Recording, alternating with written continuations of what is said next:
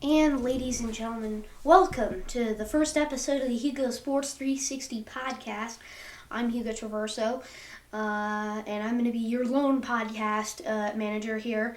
When it comes time, eventually we'll have my dad on and stuff like that. And we're going to be doing, talking about sports. And, we're trying not to get into politics and everything like that. So we're just going to focus on sports. And really, right now, sports has become politics. It has. You can't talk about sports without talking about the pandemic, which can lead to politics, which I'm not going to try and talk about a lot.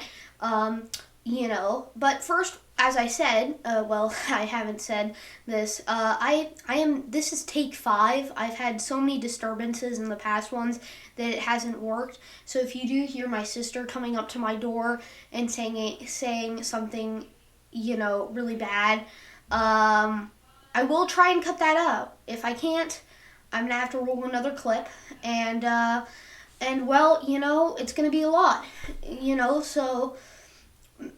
Making these podcasts and making these videos become hard because I like to one take it because I'm not a good editor. I have iMovie, which is I think is considered like the worst next to it is the worst editing software. I mean, you have the best ones, which I've heard are Adobe Premiere and Adobe and Microsoft Movie Maker. Well, Movie Maker is, they have some edits in there.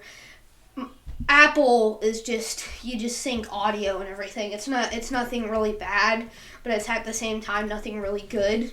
So, it's kind of hard. As I was saying, we are going to be moving here and into our first topic, which is going to be the Colts. We have 3 topics.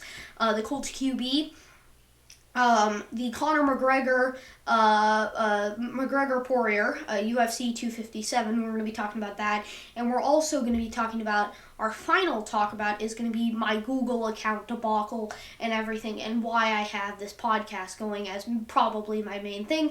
Just to say, I'm going to upload every Wednesday, so go ahead and hit that subscribe button, get notified, hit notifications for that, and, we're on the road to 10 subscribers.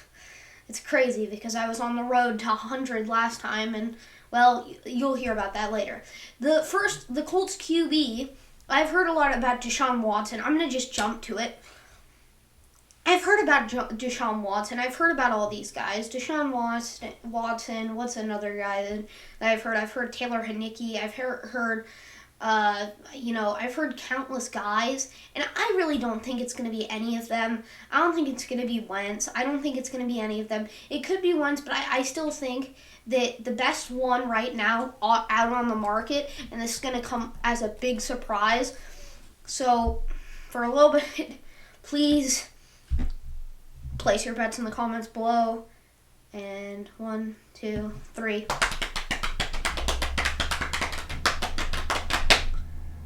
Joe Flacco. I think Joe Flacco will be the starting quarterback for the Colts next year, and here's why.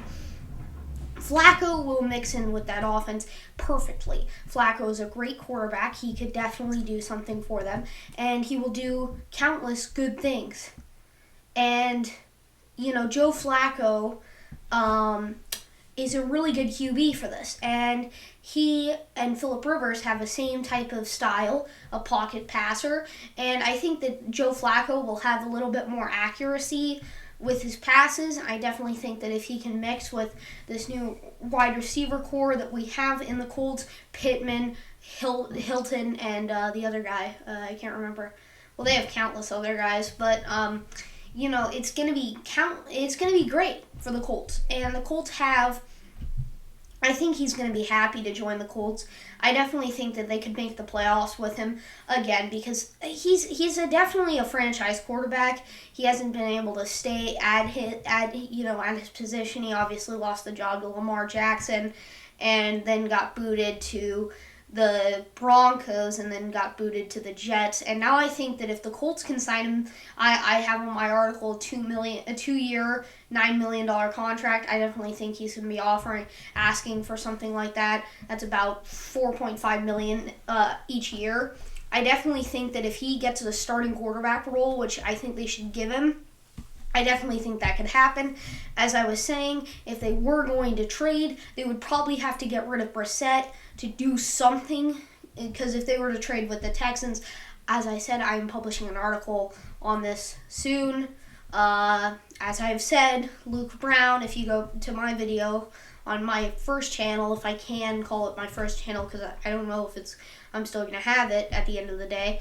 But, yeah, so, he's going to be interesting. It's definitely going to be interesting seeing what he can do. And, as I said, if they have to give it away, they have to trade. If they want to trade, they're going to probably have to give Brissett away, and Brissett can definitely be made not a franchise quarterback, but if they send him to like the Eagles, he could definitely be made something, because Brissett, they have a good receiving core there, and they have a good running back core there. I don't know if Wentz is currently on right now, if he's still on, but as I was saying, this is going to be crazy, and I just hope you guys have a great day on this. Place your thoughts in the comments below. I'm publishing an article on this probably tomorrow. This is Friday, January the 22nd. Obviously, I've published this. I have a bonus thing in there, and it's going to be interesting. I'm aiming for these things to be anywhere from a range from 15 minutes to 45 minutes. This one is probably going to be around 20 minutes, just looking at it. And, so as I was saying, I think Joe Flacco could possibly take him to the Super Bowl if they can really build up off of a draft. If they have a horrible year, they may just be like the Niners, have a horrible year, come bounce back with their same quarterback and dominate. And I think the Colts could definitely have a chance with Joe Flacco. Flacco is very good. He knows the league. And, I would enjoy if Flacco was back as a starting quarterback. And a lot of people have said Colin Kaepernick. And Colin Kaepernick, I don't think he's going to be able to make it. As I was saying, the NFL gave him a chance. The NFL gave him a chance. He kind of, he moved the venue, which kind of made a lot of people mad, including the NFL. So, whether you love him or you hate him, which I'm kind of in the middle of, because, I think that he was an awesome quarterback at the Niners, and I think that he would be good to see in the NFL this year. I just don't think that he's ready. I think he's been off of it for a long time, and if he does get a team, he's probably going to be behind Jacoby Brissett coming out. I mean, if you do go the Brissett way, which I will show, they'll probably go like 7-9 again, or 8-8.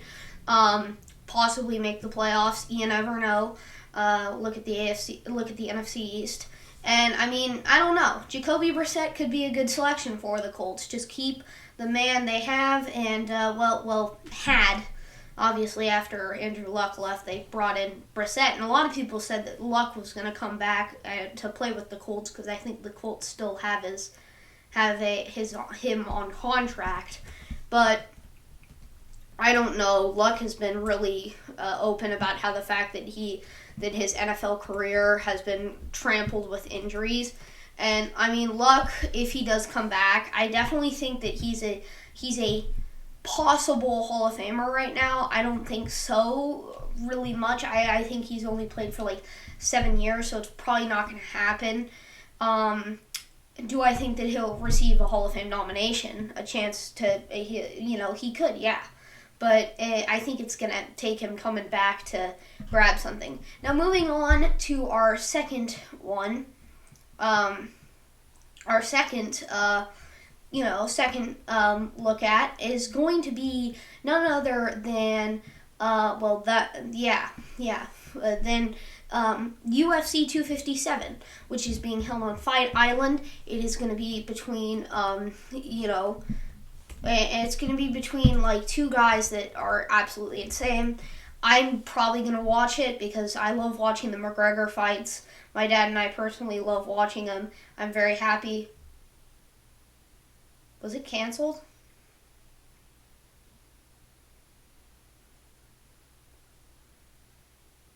One second.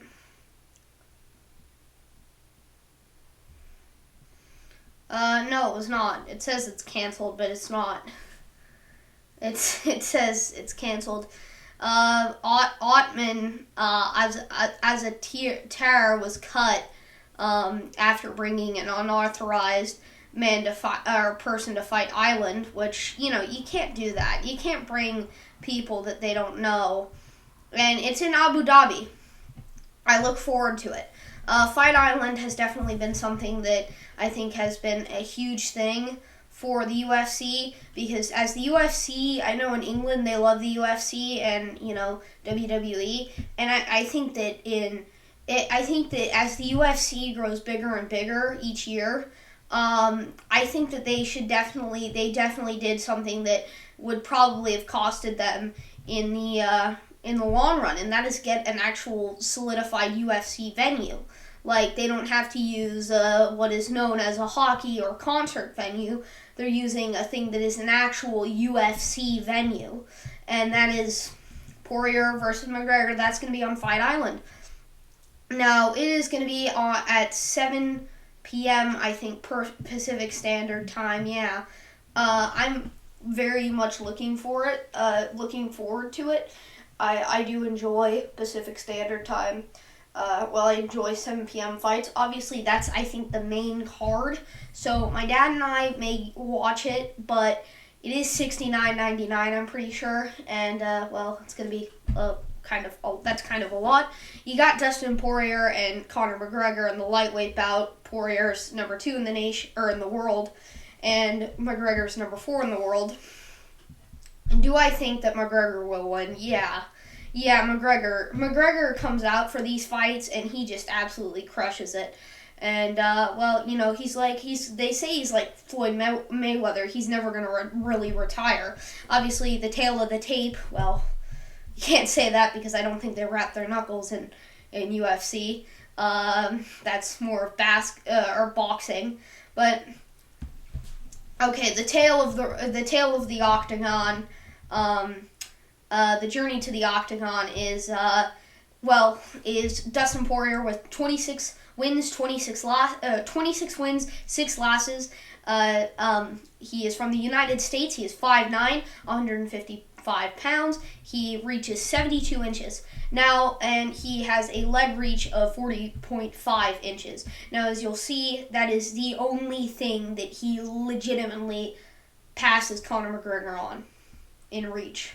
You'll see that. That's 40.5 is the only thing that he passes McGregor on in height, weight, reach, and leg reach. On the other side, you've got, in the blue corner, you've got Conor McGregor fighting 22. He's 22-4. He's from the great nation of Ireland.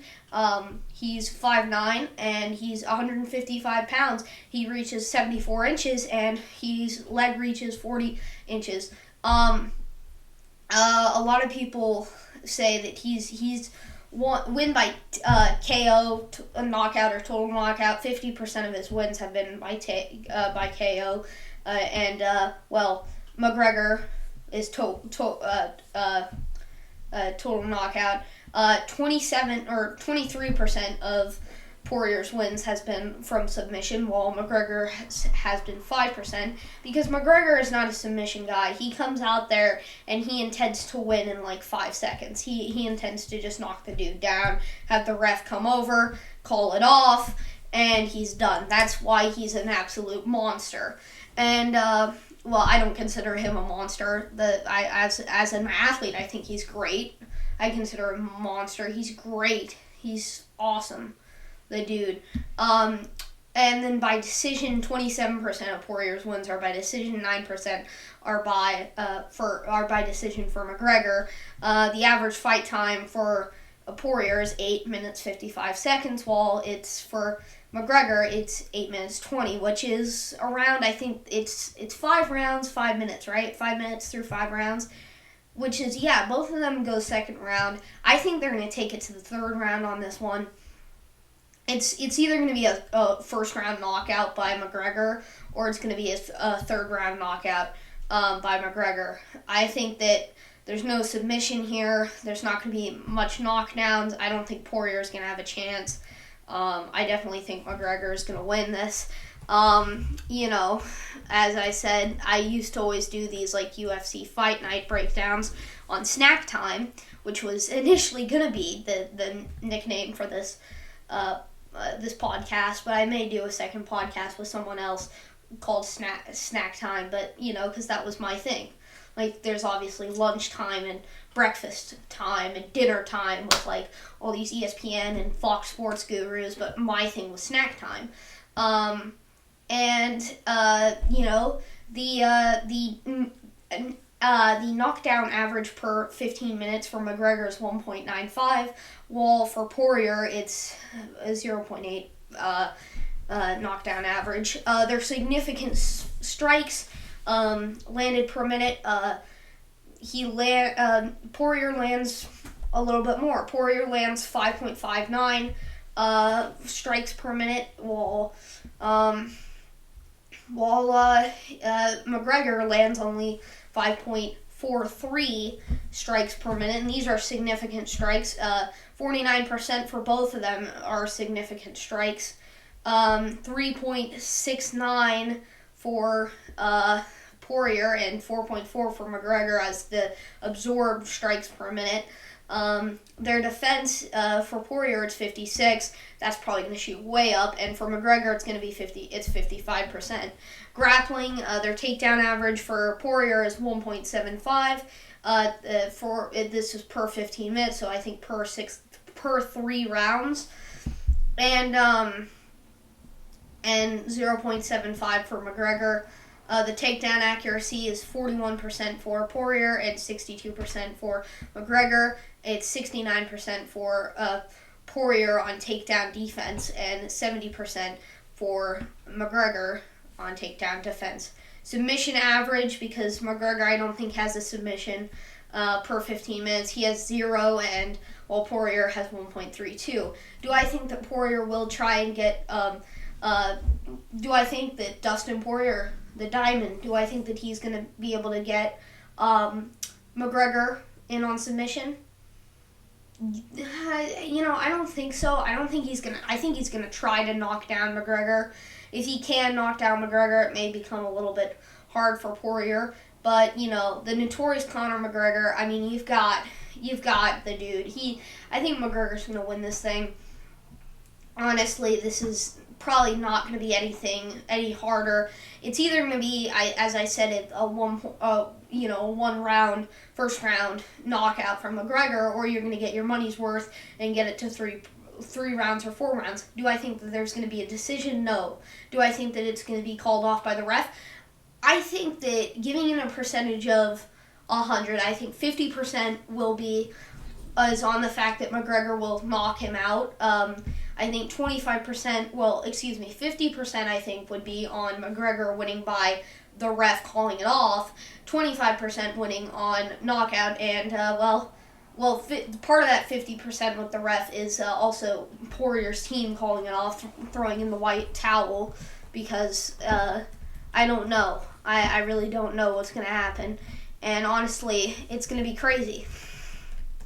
Now to talk about, I think that the other 25% would be Poirier, or 20% of it would probably be McGregor winning by just decision, and 5% would be probably Poirier winning by submission.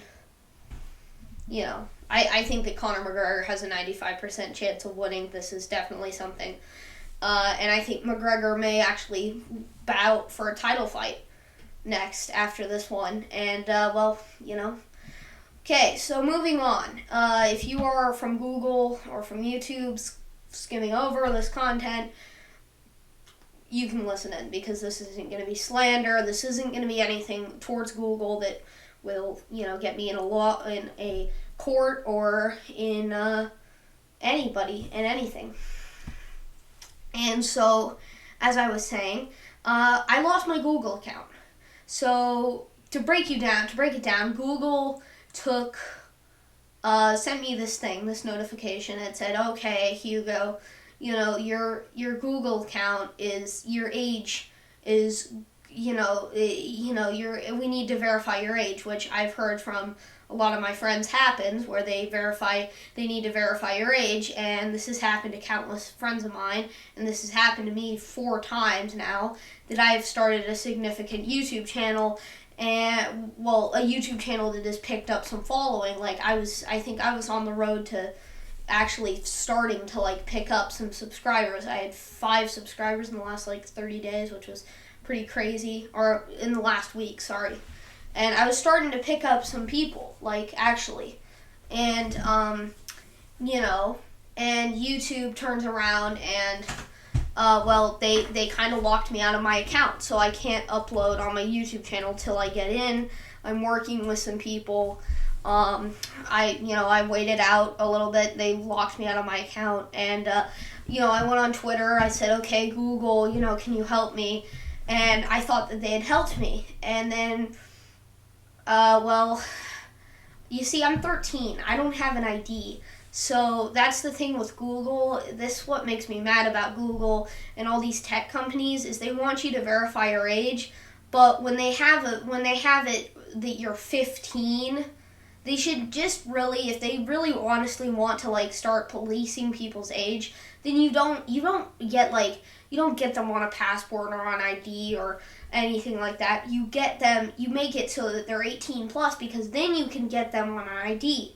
If you can't get them on an ID, if you can't get them on, if you have a 13-year-old, well, first of all, a 13-year-old does not have an ID. He does not have a legal ID. No 13-year-old has a credit card.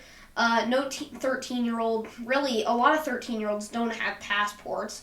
So, you're just, like, putting, you're putting, basically, what you're doing is you're taking a robot to come to people's channels, and I've even seen some big people, like, people with, like, 3 million subscribers being just terminated. Their channels being demonetized, and then absolutely out of the blue just terminated. Their Google account being terminated, and then there are a lot of kids it gets me mad, because there are a lot of kids on YouTube that their accounts are probably managed by their parents, but they don't go around and scream, we need to check your age, but I put in my birthday.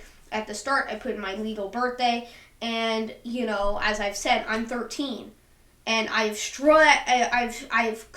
couldn't wait till I was 13, because I use my YouTube channel as kind of like a brand for me. It's kind of my brand. It's, because Hugo Sports 360 is technically not managed by me. It's managed by the CEO of Hugo Sports 360 and owner, which is me. So technically it's managed by me, but at the same time it's managed by a brand, which is me. So it's like, it's like sniping down a brand, which makes me mad. Now, in the question that I do not get my channel back, I will go down to Google. I will try and get them, because I know I have some people that I know people from Google, and I'm contacting them currently, trying to get them to ask Google. And I know that Google's AI does this, because when I call the customer service number, it's just a bot. It's nothing, real. And that's what makes me mad, because I can really just say, hey, I'm 13, and I could give my information over the phone and stuff like that. But no, it's a bot, and the bot's like, oh yeah, go to our terms and service. But the terms and service are, like, so vague. They're not detailed. They're not, like, that's what makes me mad. And if you submit a question, it's some bot answering it. That's what makes me mad. So, you're not getting what you asked for. You're not getting a real person on the other side of the phone. So if you have some problems with Instagram, you call their customer service, it's a bot. And, Facebook too. But I just think that it would be there should be some law to do that, to, like, allow, people to make sure that, like, they actually have one working representative. Because if you don't have a working representative, then people can't, once they're shut out of their accounts, they can't reclaim them. This has happened in my school. My school lost, like, I think, over 100 accounts to this age verification BS, and it was horrible. And they sadly had to, like, hack the database to try and get the accounts back, and we couldn't. So, it makes me mad because Google does this without thinking, oh, it's managed by a brand. So, because my YouTube channel is not purely out of my fun. It's not me, going on there, saying all this stuff. No, it's purely, it is out of my fun because I enjoy making videos and voicing my opinion on sports, but at the same time, it's for my brand too. It's like, I know all these people from Sportscaster, like Isaac Edelman, that have YouTube channels, and they actually have a substantial following on those YouTube channels, and what they do is they do what the same thing I was doing. They make videos for their articles, they do everything, and so I, at the same time, made YouTube videos for all this stuff, and I make YouTube videos, and it makes me mad. It just really makes me mad. I'm sorry we've gone through this, we've gone past this, but it really does. It does not help me out to just be shut out of this account, and I really don't hate Google because I think what they've made is absolutely insane. I don't hate Facebook. I don't hate any of these things. I love going on there. I love Twitter too. But at the same time, it's super annoying that they do this because I'm pretty sure that not a real person actually replied to my tweet. It was an automated message. It's like, the automated message you get when, I've heard from people that have DM'd Jake Paul. Apparently he has an automated message. There's all these big YouTubers that say, oh yeah, that's sick. Can you please just, go here, can you please just subscribe to my YouTube channel? If you follow me, I'm not going to do that. I'm not going to go into the DMs because half my followers are probably fake. I really don't know. There's a lot of, as a lot of people like to call them thirst accounts. So, if you looked into the followers I should have 40 more than what I really have, but a lot of them are just blocked accounts that have just tried to sell me something stupid. So, and it's super stupid because these people shouldn't be able to get away with this. It's kind of the same things, the certain things that that kid that's now suing, I think the mom and dad are now suing Twitter, experienced. But I don't respond to those messages because I know they're fake. That's really annoying that, that's what makes me mad about the kids today is they're not shown what's real and what's fake because obviously technology is super advanced now. It's crazy the 20 years, what has happened in 20 years. 20 years ago we didn't have, technically 14 years ago we didn't have cell phones, and now we have cell phones, or iPhones, obviously. And it's just really annoying seeing what's happened, and just keep advancing. And so now for our bonus segment of the day. The bonus segment of the day is none other than the man, the myth, the legend, Adam Lieb. We're going to be talking about Adam Lieb. And you may ask, who is Adam Lieb? Adam Lieb is, he is. He's my guitar teacher, but at the same time, he's making a jingle for the Hugo Sports 360 channel. He's done countless things. He has some of the most underrated music out there, and that's what makes me mad because, a lot of people don't pay attention to, some smaller music channels that have, pretty substantial following, but nobody really pays attention to it.